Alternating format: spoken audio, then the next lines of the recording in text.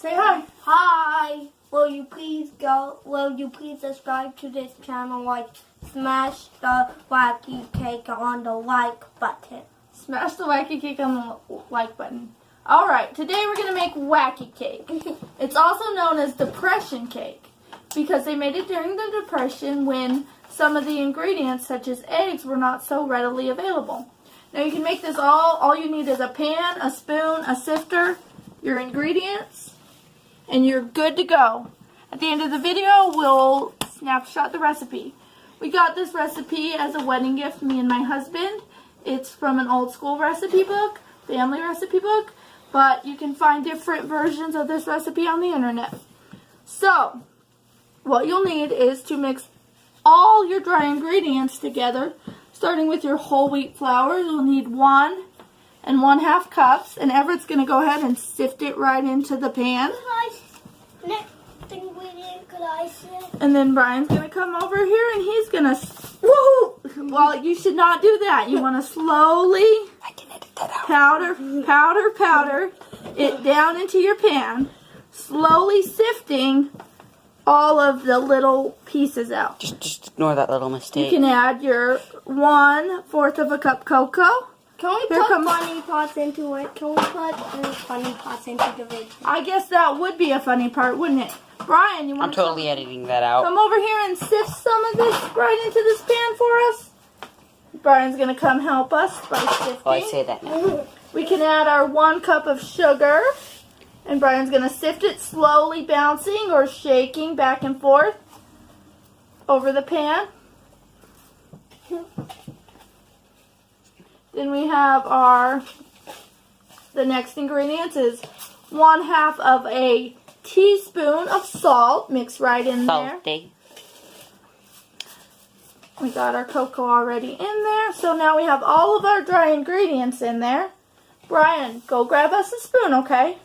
Brian's going to go grab us a spoon while I just continue sifting all these dry ingredients right into the pan. Now, depending on the recipe, you may or may not need to grease the pan. If you grease the pan, just use a little lard or butter and some powdered sugar, and then just kind of lightly grease your pan. Tell them why you shift it.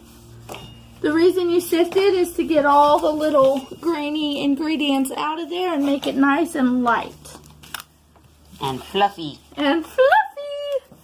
So we're just going to kind of leave this mess because I think a little missing flour won't hurt anything. With the power of editing, that can be gone. Mix it all in there good, and I'm going to help Brian a little bit here. And then we're going to add our 6 teaspoons of vegetable oil right in the pan, just mixing it up, getting all the ingredients nice and wet. Some vanilla, which is 1 teaspoon of vanilla, and our 1 teaspoon of vinegar, nice and good and in there. And the last thing we want to add is our 1 cup of water, and we're just mixing it.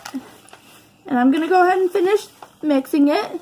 And we'll pause this video and come back after it's popped in the oven and baked. We're going to bake it at 375 for 35 to 40 minutes. And we'll show you how it turns out. And we'll put on our powdered sugar topping. With the power of editing, we will be back in like 20 minutes. So, finally did this. Yeah. This is what it's going to look like before it goes into the oven, all mixed, nice and neat. And now let's move it. And we're moving it to the oven now.